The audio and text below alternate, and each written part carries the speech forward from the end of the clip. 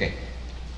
So, ang truth, ang katotohanan, ang salita ng Diyos, yun ang ating magiging basehan sa ating pag-uusap.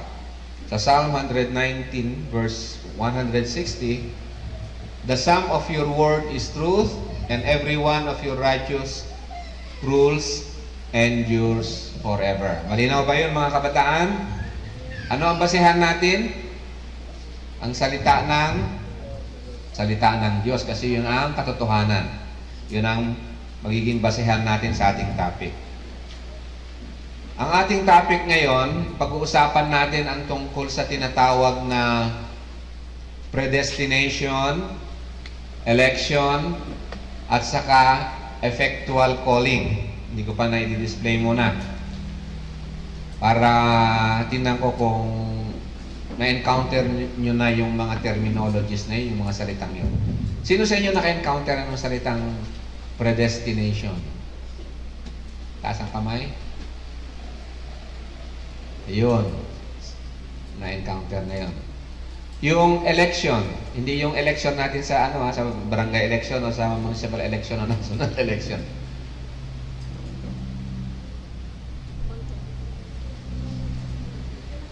Ha? Election, sino sa inyo ang kwan? Biblically, itong mga terminologies na gagamitin natin, ito ay mga patungkol sa theology na tinatawag, o kundi kaya ito ay mga patungkol sa Diyos, itong mga terminologies na to. Yung salitang predestination, tungkol sa Diyos yun, o theology.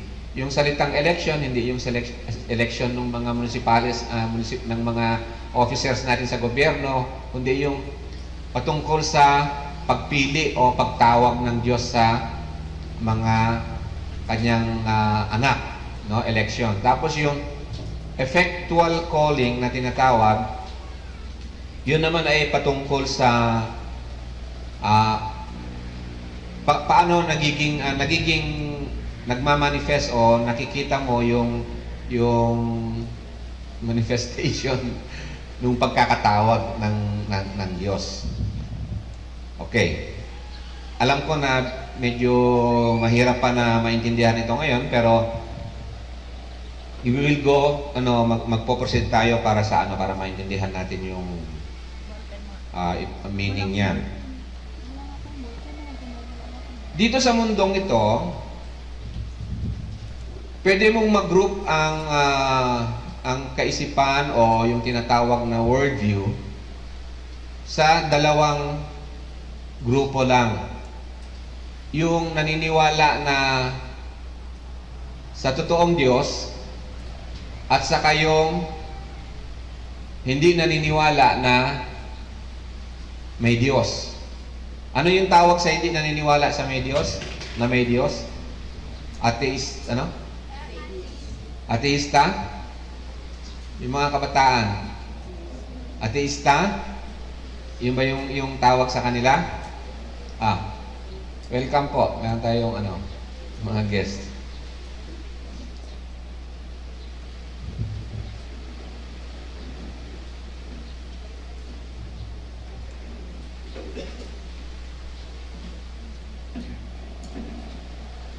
Okay, so bigyan nyo nga ako ng definition nung ano alam nyo dun sa ateista. Atheist. Okay. Antichrist. Pwede. Hindi mali. Ano pa? Ateista.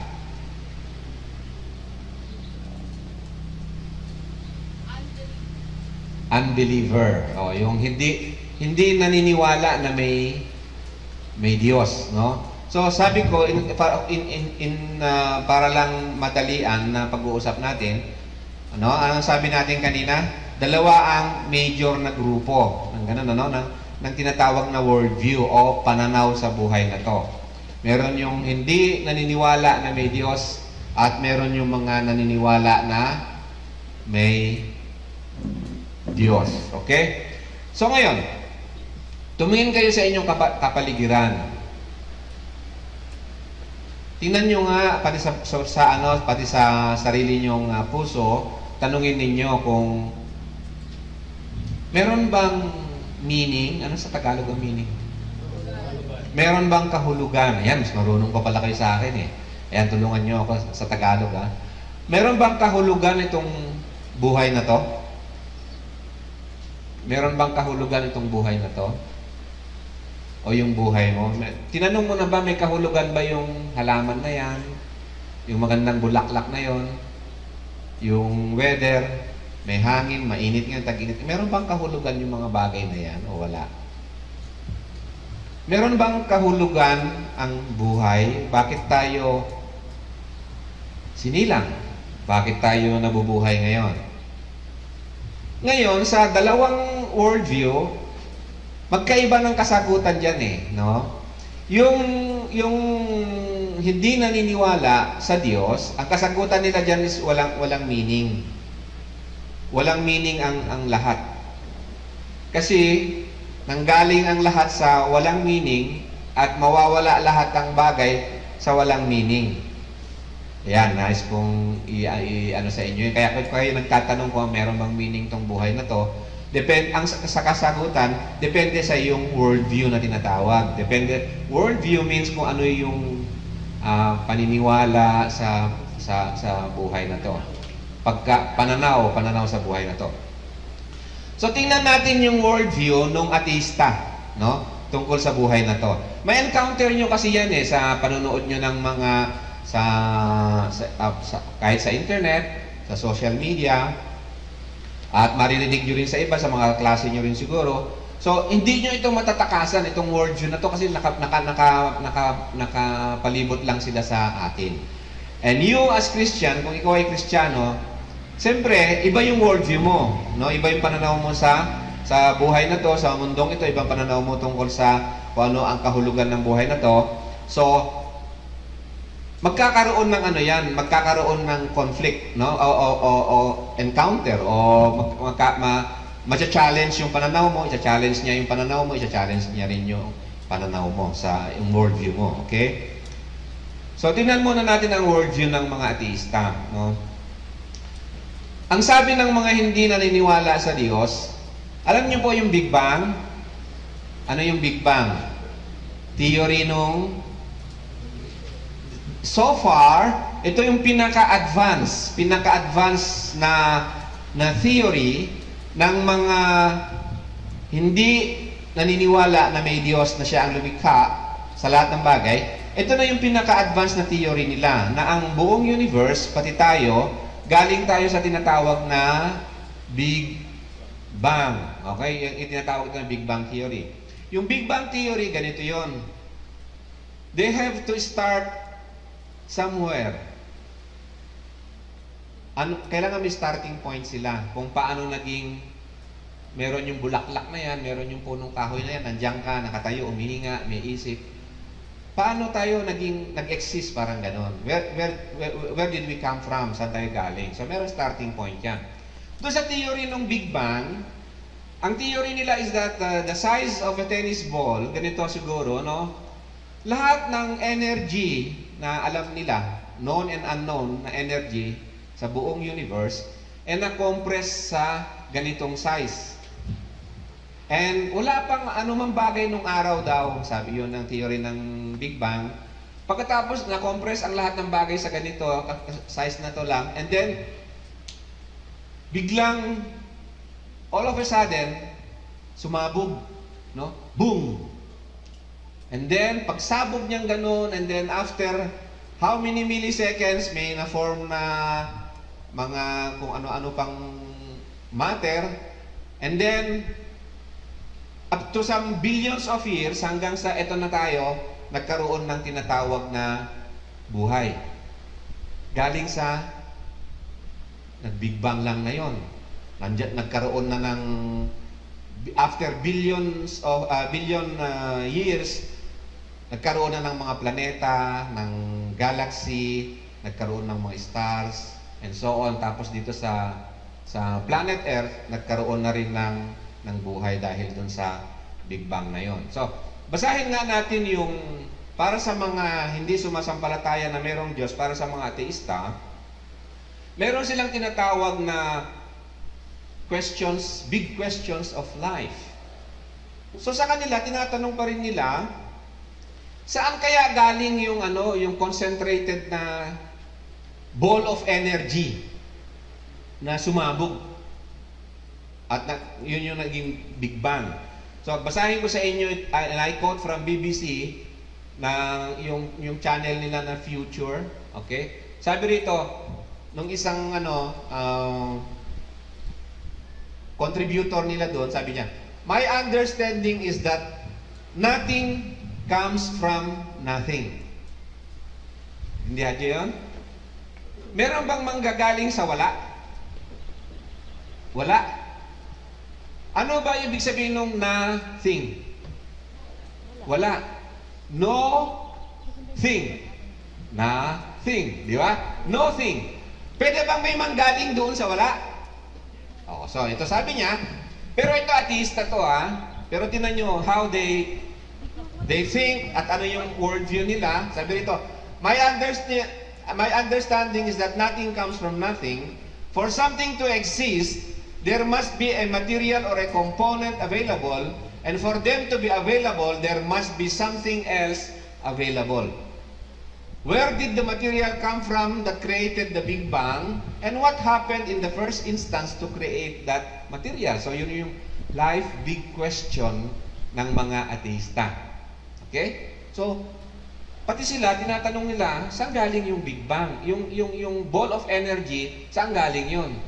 Because if something was there, it should come from something. Because something cannot come from nothing. Okay? So, how our universe was born from nothing, or if there was something that existed before, it remains a mystery. Yung pa rin yung sa kanila. But that is not stopping some physicists from trying to figure it out. So until now, dahil sa theory lang siya, they are still trying to figure out saan galing yung Big Bang. Next na tanong ko rin dun sa Big Bang na yung gusto ko rin mag-contribute doon. What triggered the Big Bang? Bakit sumabog? No? Hindi nila alam yun. So hanggang ngayon, pinag-aaralan nila yun. Pero, they firmly believe at pinaglalaban talaga nila na walang Diyos. Everything came from that Big Bang. Boom! Okay? So, kung analyzein mo yung sinabi nila, so everything came from chance. Everything came from chance. Nung sumabog, nagkaroon ng chance yung mga molecules, nagkaroon ng chance yung mga chemical reaction at iba-iba pang klaseng, hindi ako masyadong technical dyan, na kung ano pa mang chance that came to, na nagkaroon na tayo ng tinatawag na Earth, for example, locally speaking. So, it's all by chance. Because wala nga Diyos Right? So, everything is by chance. Now, if everything is by chance, meaning to say, ikaw at ako na andito ngayon, walang meaning. Kasi wala tayong pinanggalingan na magbibigay sana sa atin ng kaunawaan na merong meaning itong buhay na to because we came out from chance. Right? Naintindihan niyo ako? So, sa ateista, itong buhay na to, walang meaning to. Mamamatay ka, babalik ka sa lupa, maging fertilizer ka lang. Ganun lang yun. So, ano man ang i-pursue mo rito, ano man ambition mo na to make good, actually, hindi mo pwedeng i-justify na gumawa ka ng anumang good cause dito kasi actually walang meaning. Okay? Yun yung sa kanila. Kaya kung minsan, ito na, kaya kung minsan napapanood nyo siguro itong mga ganito, meron yung mga zombie in the end of the world, magiging ganito na, magiging ganyan, yung tao magiging kung ano-ano yung nai-project na mga ina-anticipate nila na kasi yung meaning, yung itong mundong ito, walang Diyos, walang meaning, and so maybe someday we will be like walking dead. maging mga zombies tayo, mga ano, mga ganyan. So, at marami pang kung ano-anong mga kaisipan na papasok diyan. So ngayon, ang sabi nila ganito, dahil sa galing tayo sa Big Bang, sabi rito, no? Ano ang end nung Big Bang? May Big Bang, ano yung ending nung Big Bang? Di ba? Hindi nyo ba natanong yun? Kung minsan pinag-uusapan lang nila yung simula, pero hindi nila pinag-uusapan kung ano yung ending ng Big Bang. Sa kanila, sa life big question nila, sabi nila, the last star will slowly cool and fade away. O, so ano ang estimate nila sa buhay ng ating star, ng sun? How many billions of years na merong sun? So after that billion of years, unti-unti nang mamamatay yung araw and then, magiging zombie na tayo dito sa Earth. Hello? You see? So yun, base yun sa worldview ng ateista, ng mga hindi sumasampalataya sa Diyos. The last star will slowly cool and fade away, which is passing, the universe will become once more a void. So yung dati yung galing siya sa ganito, the size of a tennis ball, babalik din siya doon sa parang empty na naman na kalagayan, na status, no? Will become once more void without light or life or meaning, so warned the physicist Brian Cox. The fading of the last star will only be the beginning of infinitely long, dark epoch. Yun yung mga theory nila. Okay? Meron bang impact itong mga ganitong kaisipan sa ating buhay? Meron. Merong impact. What will motivate you now to really enjoy yung katotohanan ng buhay? Wala, sa bagay sabi naman nila, billions of years pa naman bago mauubos yung last star sa universe. Then everything will go back to nothingness. Well, as a Christian, kailangan nating i-counter din yun, di ba? I know na ang topic natin ngayon is predestination, election, and effectual calling. Pero bago natin maintindihan yung predestination, election, and effectual calling, kailangan natin makita yung isang worldview patungkol dyan. Meron nga bang tinatawag na predestination, election, or effectual calling? That is all theological. Pupunta tayo dun mamaya. Ngayon, gusto ko lang i-challenge itong sabi rito na after the fading of the last star in the universe, babalik ang buong universe into nothingness. O, na-stir up ko ba yung imagination nyo? Hello? Yun ang sabi nila. Now, let me challenge it as a Christian. How many stars are there in our Milky Way? Alam nyo, kapag kayong madilim, tapos maliwanag yung sa gabi, di ba? Tuturo mo, wow, ang daming star. Pagturo mong ganon, yung isang size ng iyong finger na ituro mo, hindi mo alam, baka 3 Milky Way na yun na ituro mo dun. Ay, sorry, 3 galaxy. Hello? Yung galaxy na kinalalagyan ng solar system natin ay itong kinalalagyan natin na galaxy, tinawag itong Milky Way. Ngayon, ilang galaxy ang meron sa buong universe, ang estimate nila? Ilang galaxy ang meron sa universe? Sabi nila mga 200 billion galaxies. So actually, kahit saan mo ituro yan, minimum siguro 100,000 maituturo mo galaxy sa isang turo mo. Hindi pala star yung naituturo mo, no? Kung minsan, no? Meron naman eksakto star. Minsan may tuturo mo rin yung visible na planeta. Ngayon, balik tayo dito, no? Sa ating galaxy, sa Milky Way, estimated na 100 billion stars in our Milky Way. Ngayon, multiply it by how many galaxies in the universe into 200 billion na estimate nila. So, ilang stars yan? So, bakit ko dinidiscuss sa inyo to? Para may stir up yung kaisipan nyo, dito sa sinabi rito, the last star that will fade away. Meaning to say, I have to wait for trillions and trillions of stars to fade away. Dun sa Big Bang Theory na yan, before the end of the universe. So, ano ang appeal sa inyo ng theory na to?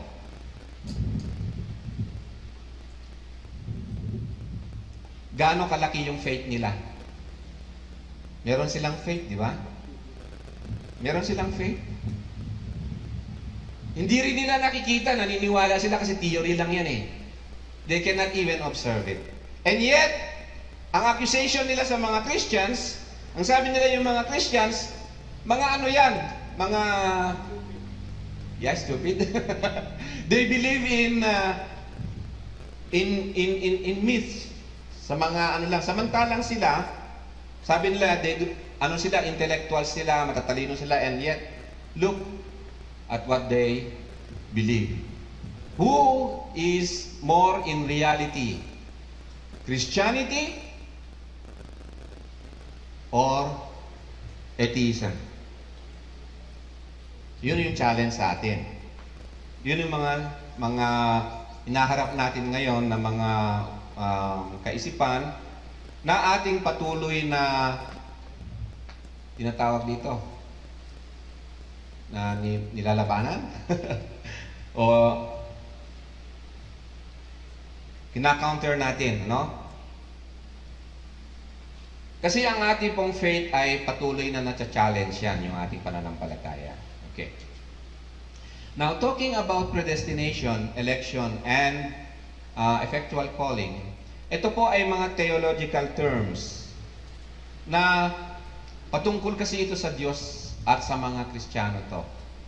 And among Christians, isa sa mga major doctrine ng mga Kristiyano is predestination na tinatawag. It's not because ang Christians ang nag-invento nito, kundi mismo yung salita ng Diyos, nakalagay talaga doon na merong predestination. Ano ba yung pagkaintindi nyo ng predestination? Predestin. Dati ng, halimbawa, bibiyahe ka ng Manila, no? Pupunta ka sa Victory Liner, bibili ka ng ticket. Pupunta ka ng Manila. Ang destination mo is Manila. Bababayad ka ng reservation mo, may ticket ka ngayon papuntang Manila. So ano ang destined ka for? Manila sa araw nung iyong biyahe. So predestined ka na pupunta doon sa Manila. Parang ganun lang yun, ano? Yun ang predestination.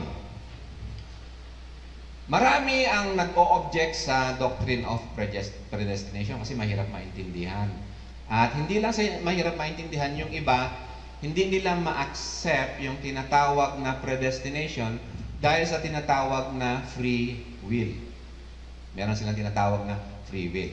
Na-o-offend yung free will ng tao, na-o-offend ng Diyos yung free will ng tao, o na-o-offend ng doctrine ng predestination yung free will ng tao. Kaya marami ang nahirapan o nagre-reject o nag-struggle tungkol sa doctrine ng predestination. However, before I proceed, mayroon akong nais na i-present muna sa inyo. Kanina nakita natin na yung universe, sabi nila, ng ateista, came from a Big Bang. Yun ang Big Bang theory. Sa Christianity, in the Bible, we know that in this universe is God's universe. Ano po ibig ko sabihin dito? The universe was created by God and for God. Universe niya to eh. Nilikha niya to. Hindi mo yan universe. Hindi ko yan universe. In God's universe, importante ito na maintindihan nyo, no? Because this is God's universe, He created it. So, meron siyang rule. Meron siyang decree na para sa Kanya. So, this is God's universe and God does things His way. Sisimplify natin yun, ano? In this universe, because God created it for Him, and this is His universe, so He is the absolute authority at meron siyang way kung paano i-manage o hawakan itong universe na to. And yung way na yun ng Diyos na siyang lumikha sa universe, yun lang yung way. There is no other way. Hello? Nantok na si CJ. Naintindihan niyo po ba? There is no other way. Kaya nga, di ba, sabi ng Panginoong Hesus kanina, yung opening verse natin, I am the way, the truth, and the life. No one comes to the Father except through me. Meron kayong question? Kung meron kayong question, pwede kayong magtanong din na kaagad. So, sa simple sa mababang lengguwahe, this is God's universe. God does things His way, and there is no other way. Okay? Itong universe na to, hindi ito galing sa Big Bang. Nilikha ito ng Diyos. Dahil sa merong manlilikha, na para sa Kanya yon, so siya yung masusunod kung ano yung way niya sa universe na to. Okay? So yung ating mga pag-aaralan na predestination, election, nababasa nyo ba dyan? Malinaw? At saka effectual calling, lahat ito ay theological, wala tayong laser. Theological terms lahat ito. Ano ang common sa tatlong sa tatlong topic na ating pag-aaralan? Ano ang common? The common denominator niyan is God. Merong Diyos yan. Itong mga terminologies na to, hindi pwedeng absent ang Diyos sa mga terminologies na yan. Ang predestination is God's foreordination of all things. His predetermination of all things in terms of His eternal decree. So merong decree ang Diyos na it's the only way. Salita lang ng Diyos. No? And election refers to God's act of choice whereby an individual, group, or nation is set apart by God for a particular calling and task of God's appointment. So merong tinatawag na election. And then, yung tinatawag na effectual calling, illustrate ko yun, ang definition nun sa pamamagitan ng isang verse sa John chapter 15, verse 16. Ang ibig sabihin ng effectual calling is, sabi ng Diyos, when God calls, halimbawa, when He summons you to become something, mamumunga yun yung pagkakatawag sa iyo. So, ang sabi ng Panginoon dito, you did not choose me, I called you. Sabi niya dito, no? You did not choose me, you did not call for me, I called you. You did not choose me, but I chose you and appointed you that you should go and bear fruit. So, effectual yung calling, effective yung pagkakatawag ng Diyos sa kanyang mga tinawag, that you should bear fruit and that your fruit should abide, so that whatever you ask the Father in my name, He may give it to you. Okay?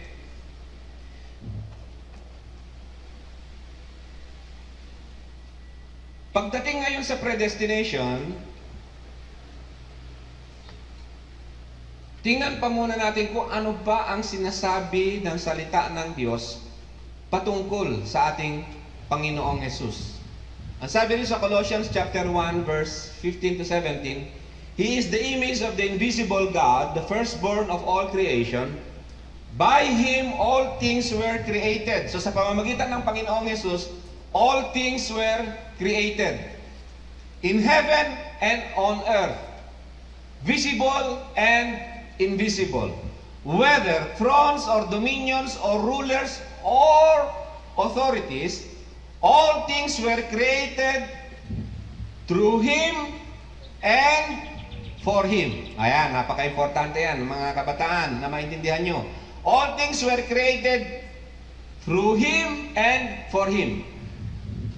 Kaya nga yung sabi natin kanina, this is God's universe. He owns it. He manages it in His own way, and there is no other way except God's way. Okay? For by Him all things were created in heaven and on earth, visible and invisible, whether thrones or dominions or rulers or authorities. All things were created through Him and for Him, and He is before all things. Yun yung tinatanong kanina ng mga ateista, di ba? Saan galing yung ball of energy? Hindi pwede manggaling ang something from nothing. Di ba?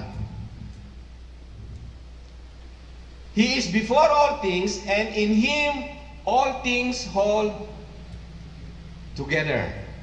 Oh. Siguro tumatakbo sa isip nyo na ngayon, tungkol sa nakaraang discuss natin, kung walang pinanggalingan yung Big Bang, di wala sana, di ba? So hindi sana valid yung theory, hindi talaga valid yung theory na yun kasi you cannot prove saan galing yung sumabog na yun. Sa Christianity naman, ang isang mahirap naman na question sa mga Christians is, well, kung ang Diyos ang lumikha lahat ng bagay, saan galing ang Diyos? Di ba? Oh. Sino ang may sagot sa inyo doon? Saan galing ang Diyos? Kala mo, no, yung question na yun, valid, no? Yung pong question na saan galing ang Diyos, hindi po valid. Kasi Diyos nga siya. He existed eternally. Hindi mo pwedeng tanungin saan galing ang Diyos kasi nga Diyos siya. Kung entertainin mo yung saan galing ang Diyos and then meron siyang pinanggalingan, saan nang galing yung pinanggalingan ng Diyos na pinanggalingan ng Diyos, saan galing yung pinanggalingan, and then endless question, darating doon sa, na saan galing yung saan galing ng galing, walang ano yan, walang katapusan na, na question. Kaya nga, ang doctrine of Christianity, sa ating Biblia, sinabi mismo ng Diyos na, before anything else, God is God. He is from the beginning. He is before all things. Before space, time, and matter, before all things, He is before all things, and in Him, all things hold together. Now, saan ako papunta dito sa dinidiscuss ko sa inyo na ito? In Him, all things hold together. So, ibig sabihin pala, kung tingnan mo ang buong universe, everything is foreordained by God. For example, yung Earth, umiikot yung Moon. Correct? Fix in a way, kasi hindi umaalis doon, although elliptical, irregular yung shape, hindi fixed na circle, perfect circle yung shape ng pag-ikot ng Moon sa Earth. Ang nagsusustain nun ay sino nagsusustain nun? All things hold together in Christ. Sino nagsusustain nun? The power of God. Amen? Tayo ngayon dito, nakatayo ako dito because may pull of gravity. Lumabas ako dito, punta ako sa outer space, magbabago yung effect ng gravity sa akin, at kung wala akong protection, katulad ng mga astronauts, sasabog ako. Okay? Ngayon, yung gravity ng Earth, napakaano niya, fix siya. Foreordained. No? Foreordained siya. Kasi hindi siya yung tomorrow, biglang mawawala yung gravity, din magliparan tayo. Sinusustain ng Panginoon yung gravity ng Earth. And then, kahit na pabago-bago yung polarity, hindi ako masyado technical dyan, nung gravity, yet, pagising mo bukas, meron pa rin yung gravity. they hold together. Alam nyo ba na ang sabi ng mga experts na decimal point lang ng pagkakamali ng fine-tuning ng ating gravity, sasabog ang buong Milky Way. So, Christ is before all things, and in Him all things hold together. So, merong foreordination na tinatawag, merong predetermination. Ibig sabihin, predetermine yung pag-ikot ng moon sa Earth. Ngayon yung Earth, pag-ikot niya around the Sun is predetermined. Pwede kong gamitin yung i-relate natin sa predestined. Medyo nakukuha niyo po ba? Inaantok niyo iba dyan, no? Hello? Magwa 1 hour na kasi ako, hindi pa ako nakakapagitna. So, Jesus Christ is the image of the invisible God. He is before all things, and in Him all things hold together. God holds all things together.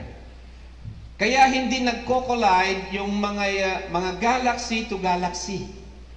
And we said a while ago na ang estimate nila there are about 200 billion galaxies in the universe.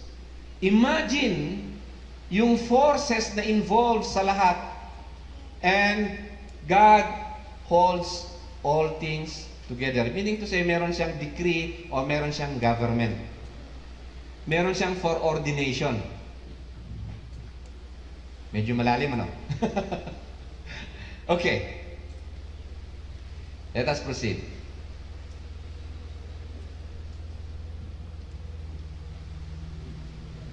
Acts 17:23 to 31.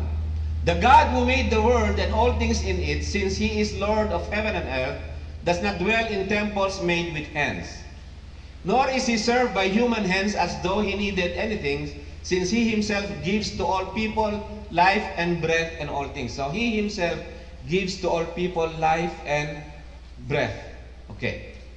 And He made from one man every nation of mankind to live on the face of the earth, having determined their appointed times and the boundaries of their habitation. Di ba meron tayong kasabihan na yung kapag yung kailan ka mamamatay, hindi mo alam, di ba?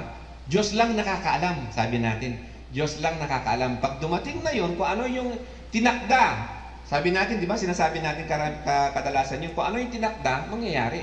So, merong pre-determination. Alam natin yun. Alam natin na ang mamamatay ko, Diyos lang nakakaalam kung kailan. So, yung Diyos pala, tinakda na niya yun. Katulad dito, He has determined ng appointed times ng life natin and everything about us, even the boundaries of nung life natin. Boundaries of their habitation. That they would seek God if perhaps they might grope for Him and find Him, though He is not far from each one of us. For in Him we live and move and exist. Ang ibig pong sabihin ng mga verses na binabasa natin na to, no? Ni-introduce ko lang sa inyo na we cannot live autonomously outside of God.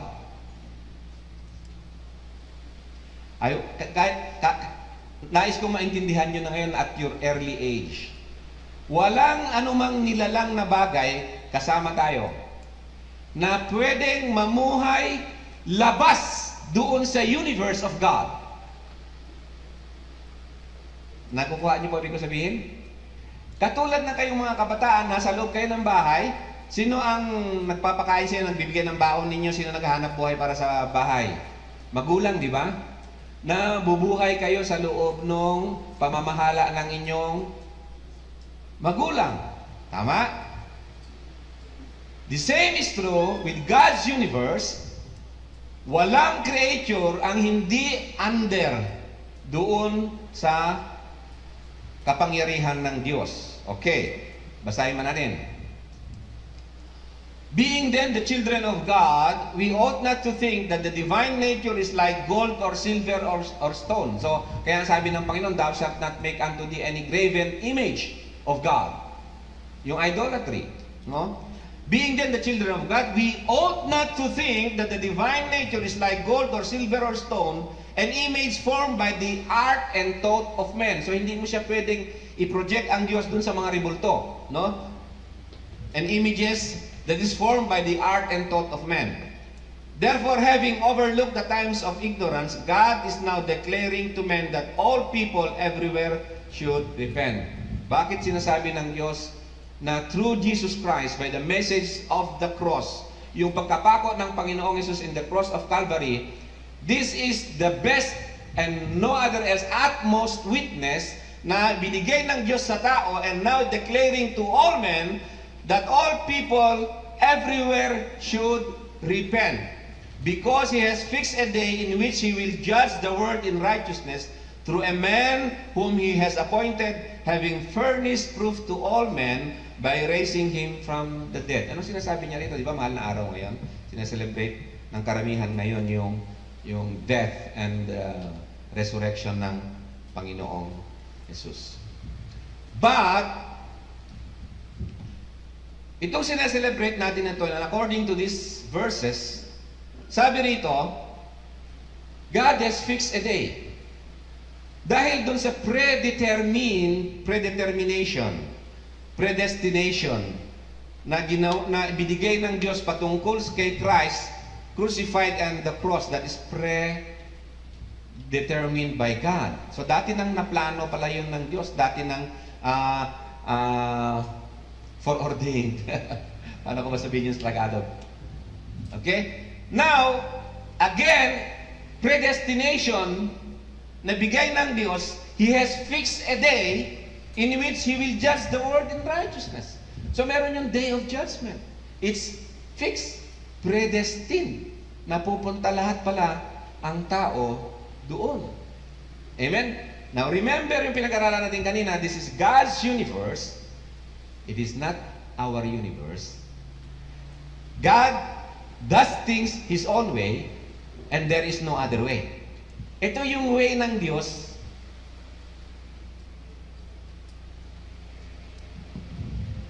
sa universe niya. I mean, sa atin. Kasama tayo doon. Alam natin na sinasabi ng Diyos, bakit kaya yung predestined way na yon? Alam natin sa Romans 3:23, for all have sinned and fall short of the glory of God. And sa Romans 6:23, the wages of sin is death, but the free gift of God is eternal life in Christ Jesus our Lord. So dito, makikita nyo rito, meron yung tinatawag na predestination. Okay?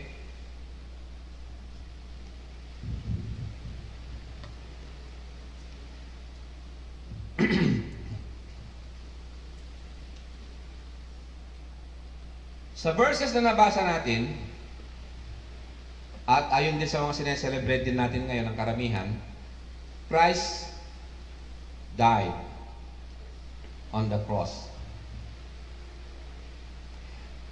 Kaya ito yung pinaka-utmost na witness testimony of God sa sangkatauhan. Ang ibig pong sabihin nito, Christ dying on the cross, is that, di ba, minsan tanong natin, bakit kasi predetermined o predestined si Christ to die on the cross? Hindi ba pwede ang ating mga kasalanan patawarin na lang ng Diyos? Hindi ba pwede sabihin ng Diyos, sige, pinapatawad na kita, hindi na kinakailangan si Jesus Christ pa ay maipako pa sa krus ng Calvary? Hindi nyo ba natanong yan? You see, God's way is, ang sabi natin, isip ng tao, ang way natin siguro ganito, patawarin na lang sana tayo ng Diyos sa ating mga kasalanan na hindi na kinakailangan si Kristo pa mamatay sa krus ng Calvary. That's man's way. But God's way is the only way. Ang sabi rito, Christ will die for our sins. Kasi hinihingi ng hustisya ng Diyos ang penalty for sin.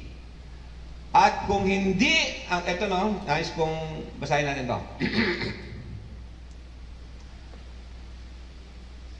Yung utmost, yung pinaka-witness testimony ng Diyos sa tao is this, the cross of Christ. Kaya nga sabi sa 1 Corinthians 1:18 and then somewhere else, sabi nga it's the gospel is the power of God unto salvation. Ito na.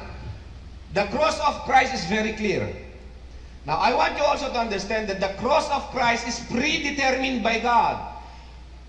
Christ was predestined to die on the cross for our sins. And He is also predestined to rise from the dead. So, hindi po pwede natakasan yung doctrine of predestination in the Bible. Naintindihan niyo po ako? Because it is God's universe. It's not our universe. Hindi natin pwedeng isaksak sa Diyos yung paano i-manage yung kanyang universe kasi it is God's universe. Nice kung makita niyo yun, no? So, ang requirement ng Diyos, ang requirement ng justice ng Diyos, all sin must be judged.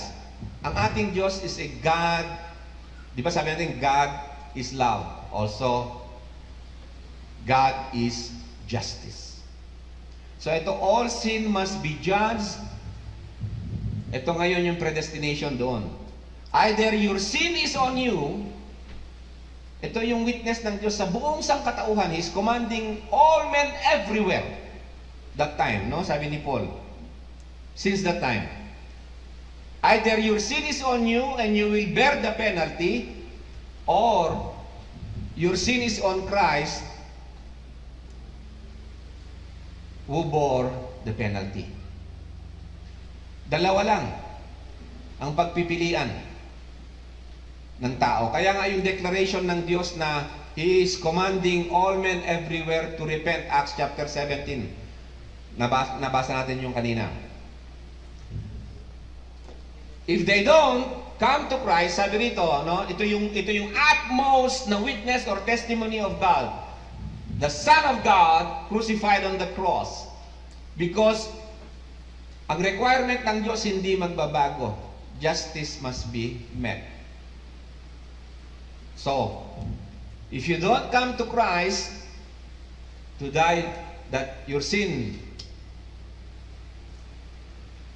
was crucified with Christ, pupunta ka sa Kanya, or dadalhin mo yung penalty ng iyong sin, at saan ang pupuntahan mo nung pag dinala mo sarili mo yung penalty ng iyong sin? Saan pupunta? Saan pupunta?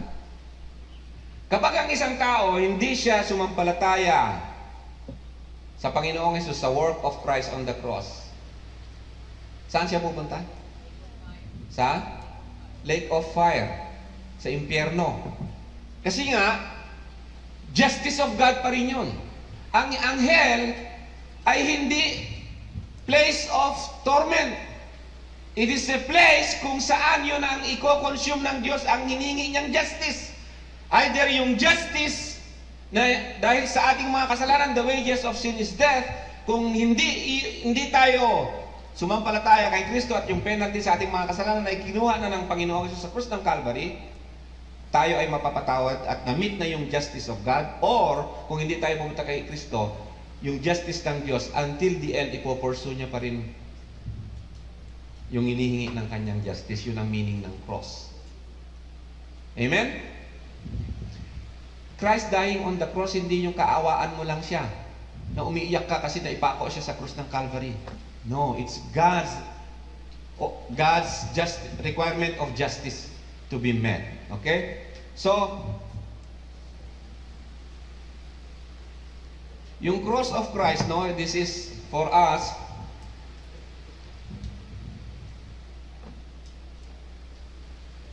to show us yung hinihingi na hustisya ng Diyos.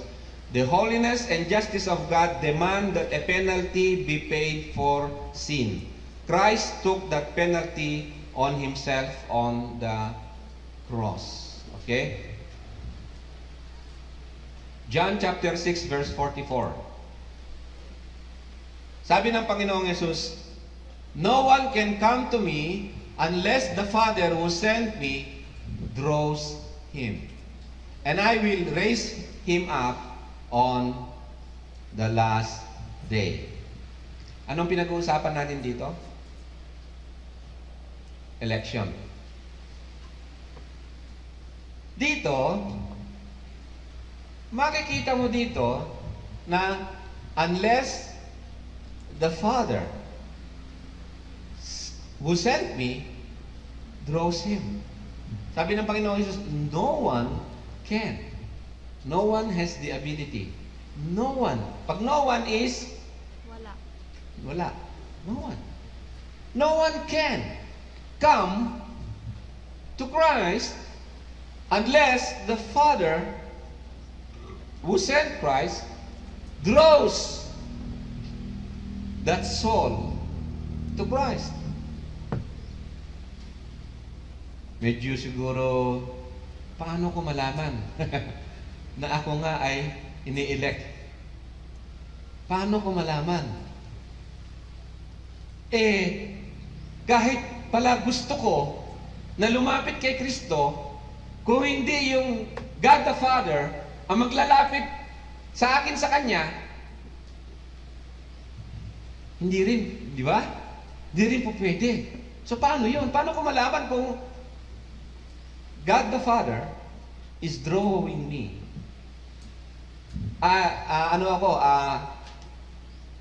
Candidate ako, parang ganun sana, na tatawagin ako ng Ama, papunta kay Kristo.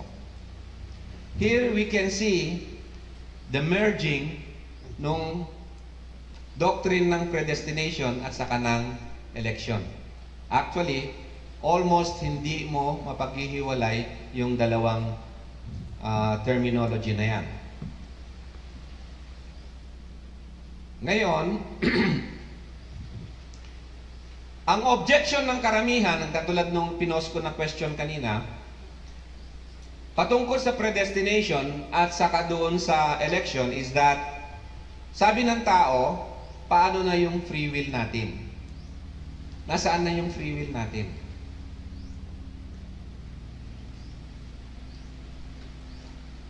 Nais ko na anong gagawin natin dito? Himay-himayin nga natin yung ibig sabihin nung, ano ba ibig sabihin nung salitang free will? Alam mo, bawat tao kasi, sa paggamit niya ng salita, kung minsan, meron siyang sariling idea kung ano yung ginamit niyang terminology na yon, no? Para mapag-aralan natin ng maigi kung ano ibig sabihin nung, ano ba yung free will na yan?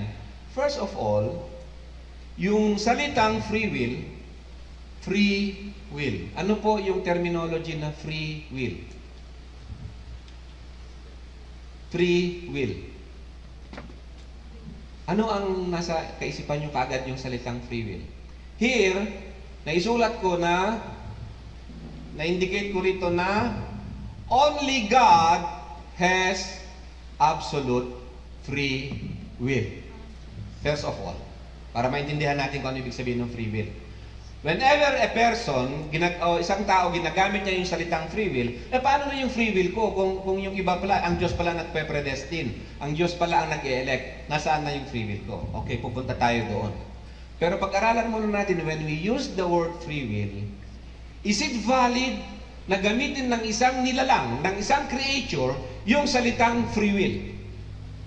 Valid ba na gamitin ng isang nalalang, ng isang creature, ng isang nilikha, ang salitang free will? Hindi po pwedeng gamitin in absolute sense ng isang nalikha, ng isang creature, ang salitang free will. In absolute sense, hindi pwedeng gamitin. Because yung nilikha, dahil siya ay napapasailalim sa universe ng Diyos, at nasabi natin kanina na hindi siya po pwede na magkaroon ng sarili ng universe, hindi siya po pwede na magkaroon siya ng sarili niyang way. Therefore, whatever He does, wala siyang free will. The word free will, technically and philosophically, combine ko na to, it is only applicable to God. Only God has the absolute free will. Kung gagamitin man natin yung salitang free will, hindi pwedeng gamitin ng tao. Diyos lang is outside of any influence. He is the only absolute free being. Tayo ay hindi free, whether we like it or not. Hindi tayo free. Because hindi tayo free na huminga ng hangin na gusto natin. We cannot. Andyan yung mga motor, tumakbo sila. Andyan yung mga sa flowers ng mga halaman, yung pollen, may mga tumatakbo na ihahalo dito sa hangin na to. We cannot choose freely yung hangin na hihingan natin. We are not free.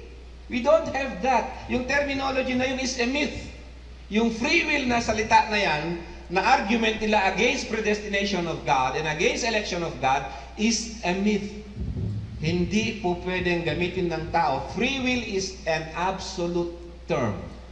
Ikaw ba, malaya ka na namili ng iyong magulang? No, di ba? Sinilang ka dyan, andyan ka na, you are not free.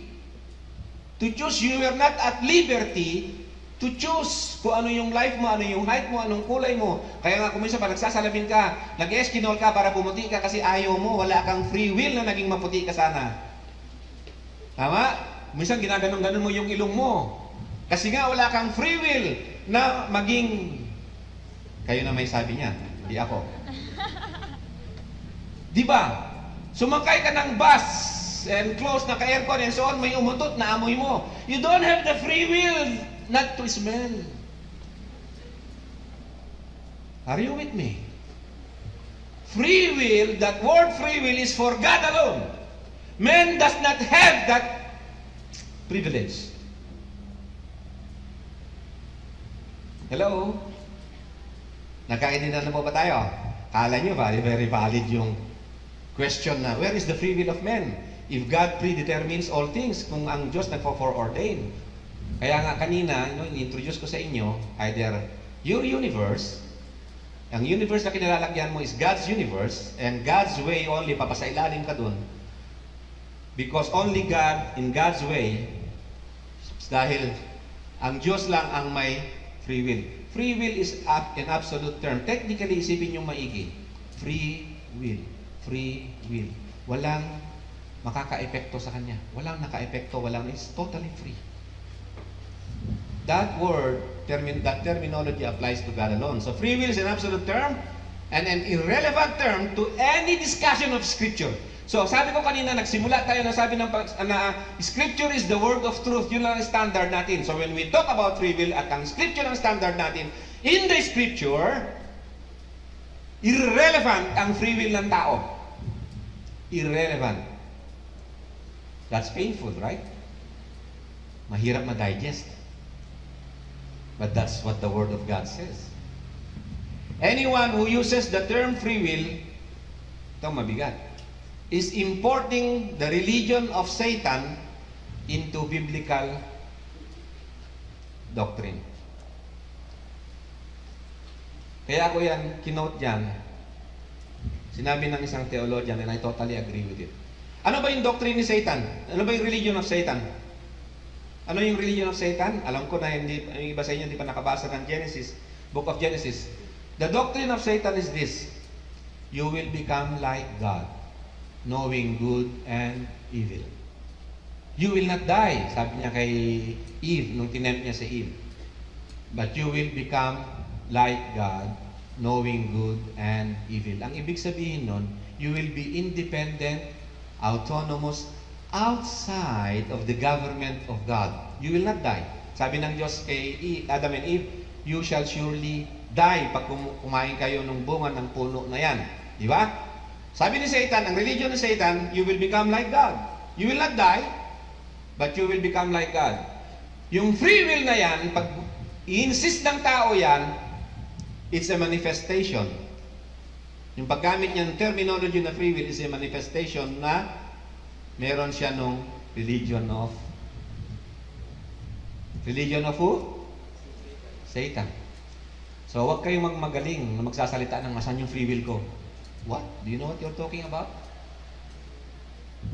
Kinakailangan, at your early age, pasensya na kayo, kinakailangan kong introduce sa inyo ang terminology na to. Para paglaki nyo, marami kayong worldview ang makakaharap.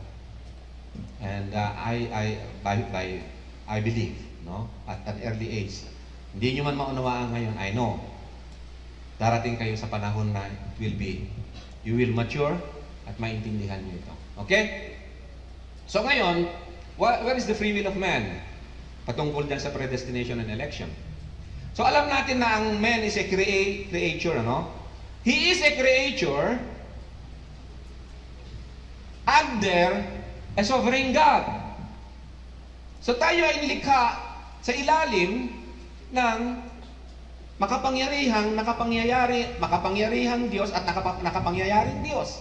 Tayo ay nilikha lamang. Meron tayong will, pero yung will natin na yun, kung magamit man lang yun, ito yun. God has given us minds, hearts, and has given us wills. And we exercise that will all the time. We make choices every minute of the day. We choose what we want to choose. Qualify ko freely. But alam natin na, okay, you are free to choose what you want to drink. Di ba? Kung bibili ka doon, Pepsi, Coke, o inom ka na lang ng akala mo free ka doon. Pero wala kang absolute freedom doon. Malalim yun pag pupuntahan pa natin yun. Anyway, ang will na binigay sa atin ng Diyos is that, ito, because we are a creature under a sovereign God, man can work out God's plan and calling, and man can function in terms of God's ordination, but man's will has no existence outside of God. Hello? So, hindi totally free yun. Absolutely free. Kung tinawag ka ng Diyos, may pinapagawa sa iyo ang Diyos at yung kinakailangan mo mag-function doon, may work out yun because it's in according to God's ordination. Because it is according to God's ordination. Halimbawa, example lang maliban sa corruption na nangyayari, ano? God's ordination is that yung lalaki at babae, yun yung mag-asawa. Tama? Bakit sin yung lalaki sa lalaki mag-aasawa? Bakit sin? It's already going out of God's ordination. Okay? Yung puno ng saging, mamumunga yun ng saging. It functions according to and in terms of God's ordination. Kaya yung tao, man's will has no existence outside of God, nor any initiative apart from God's eternal decree. Wow! Lalim ano? Hello? Nantok na kayo sa lalim. Di bale, mas lalo kayong antok. Pwede bang humingi pa ng 15 minutes? Okay lang? Okay. Ito na. Pasensya na kayo, yung natin medyo mahaba. Yung foundation kasi natin, no?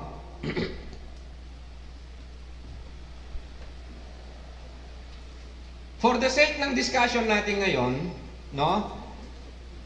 Nakita natin na only God has absolute free will.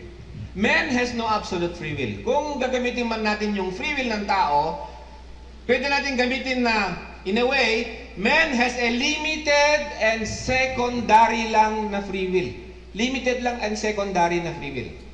Sometimes theologians, they talk about natural free will at saka moral free will.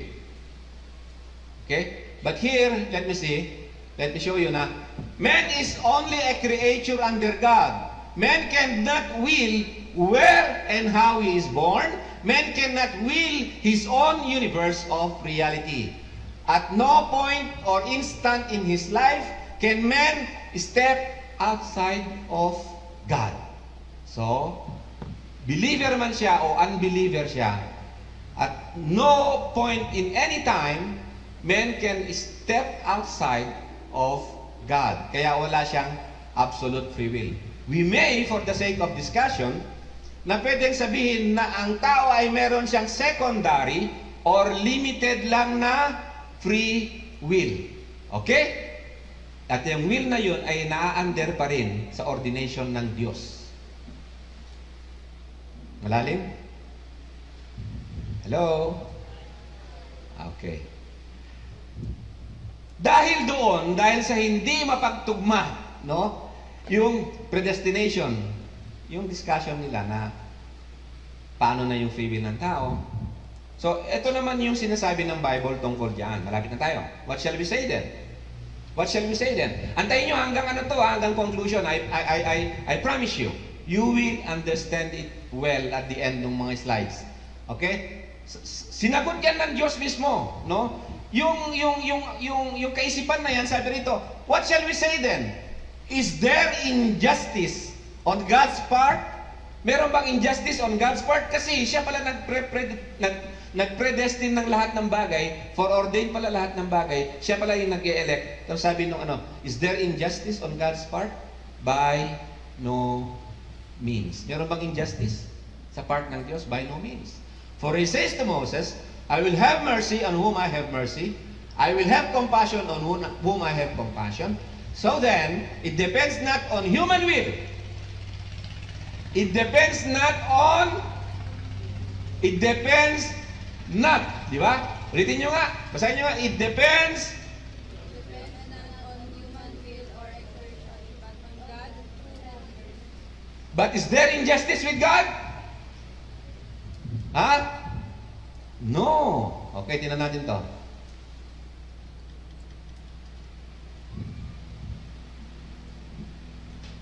Una, ganito yan. Yung nagko-question na yon na sinasabi, is there injustice with God? Baka may injustice naman kay Diyos. Bakit preordained, predestined, and so on? Bakit siya lang? And then how about my free will? Una, when we talk about justice, pag kinu-question natin yung justice, ito tingnan natin. Romans 3:23. Ang status ng sangkatauhan ngayon is that for all have sinned and fall short of the glory of God. Lahat ay nagkasala. At ang wages, the wages of sin is death, but the free gift of God is eternal life in Christ Jesus our Lord. So makita natin dito, all have sinned. Okay? All have sinned, and the wages of sin is death. Now, keep in mind itong question na to. Dahil sa ang Diyos lang ang may absolute free will, at ang Diyos ang nagfo-foreordain, at ang Diyos ang nagpredetermine ng lahat ng bagay, ang question ngayon ng tao is, bakit wala yung will ko, sabing gano'n? Where is the human will? So ang question is ang impact nun, is there injustice with God? Sasagutin natin yan, ano? Is there injustice with God? Ano ba ang definition natin sa salvation? Ano sabi rito kanina? It does not depend on human will, but on God who has mercy. Mercy means salvation. Okay? It depends on God who has mercy, who gives salvation. Ganun, ano? Ngayon, ang salvation is not a natural privilege or right of any people. You don't have the right to be saved. All have sinned and fall short of the glory of God, and the wages of sin is death. Saved or unsaved, a man has no natural privilege or right to say na meron siyang, na gusto niyang i-claim ang kanyang salvation. Salvation is not a natural privilege or right of any people. Sinners then have no right before God, no claim of their own. Hello? Kala natin may claim tayo no? Kala natin may claim tayo, kala natin may right tayo, kala natin may built-in inherent na na privilege. We must add that no man, sinner or saint, covenant breaker or covenant keeper has any rights or privileges before God? Hello? Yabang natin, ano? Kala natin may right tayo sa Diyos, ano? Na mag-claim ng gusto natin. Pati ng salvation. What shall we say then? Is there injustice on God's part? Now, may I have your attention now? Dito na po yung conclusion natin. Doon sa election of God. Predetermination election. Okay? Is there injustice on God? Kanina, sinabi ng Scripture, all have sinned and come short of the glory of God. Lahat ay nagkasala. And the wages of sin is death. And the Scripture says, no one can come to Christ except the Father draws him to Christ. Tama? So, may election, siya na mamimili. So, sabi natin, akala natin, meron tayong privilege or right na ipaglaban yung right natin for salvation. But the Bible says, all have sinned and come short of the glory of God, and the wages of sin is death. So, is there then injustice with God kapag meron siyang ini-elect? Meron bang injustice sa part ng Diyos kung meron siyang pinili? Kasi ang Diyos Ama ang namimili kung sinong dadalhin niya sa kanyang anak. Meron bang injustice before God? And whereas God is a God of justice. And then the Scripture will answer us. And it says, the Scripture says, by no means, in verse 14. By no means na may injustice with God. Now, let me illustrate it this way. Imagine na itong circle na to, kinig na kayong maigi, conclusion na tayo. Itong circle na ito is justice. Okay? Are you there? Outside of that circle is non-justice. None, ha? Itong inside of the circle is justice. Outside circle is non-justice. Of that outside circle, non-justice yan. Yung non-justice, there is something called injustice. Non-justice siya. Hindi siya justice, non-justice siya, pero siya ay injustice. Yung question kanina sa Romans chapter 9, is there injustice on God's part? By no means. Di ba? Ngayon, itong other part ng outer circle na ito ay ang tinatawag na grace or mercy. It is also non-justice, but it is grace or mercy. The elect, kung ang Diyos ang namili, they receive grace and mercy. Is there injustice in that? Meron bang injustice? None. Tama? The others who are not the elect receives justice. Ano yung justice na receive nila who are not elect? The wages of sin is death. Di ba? Yun ang justice of God. Now, sa elect at sa hindi na elect, meron bang injustice ang Diyos?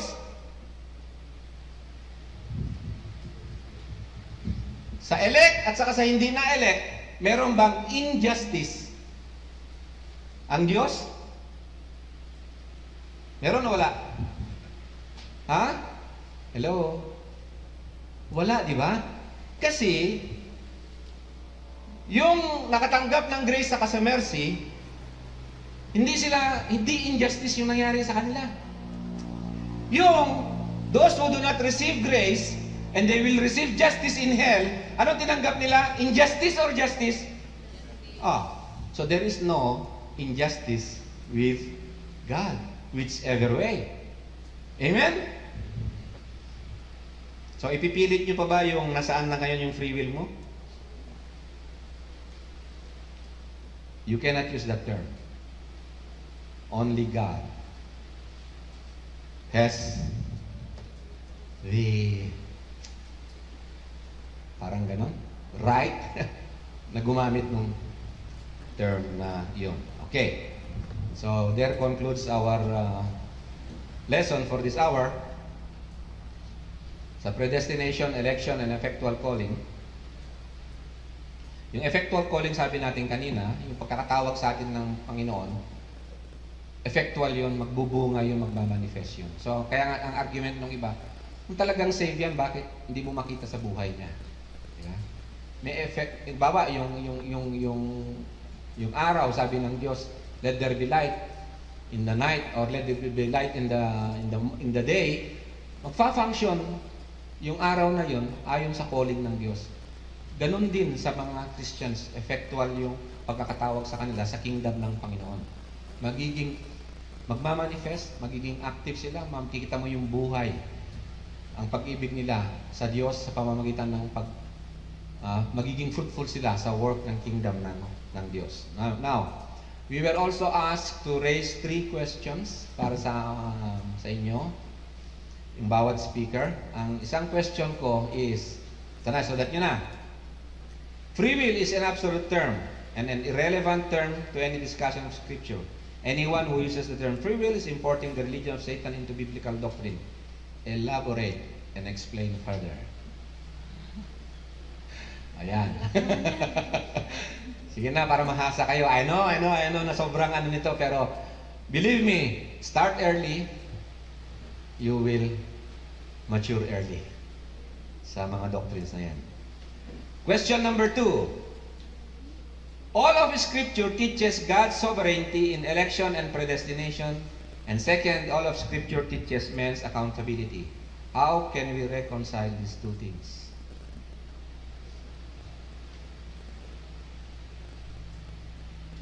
Magrupo-grupo naman kayo, di ba? Bibigyan namin kayo ng tip. Nag-usap-usap na kami, yung 3 pastor, sabi namin, bigyan nyo naman sila ng aid. First aid, baka may himatayin.